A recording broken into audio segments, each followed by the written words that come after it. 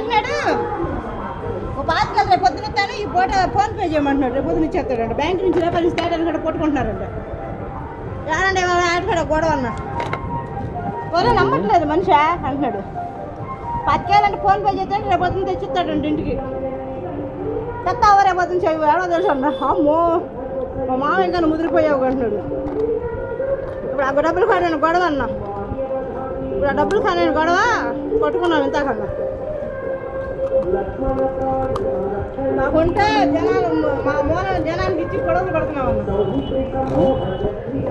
జనాలకు డబ్బులు ఇచ్చి గొడవలు పడుతున్నామన్నా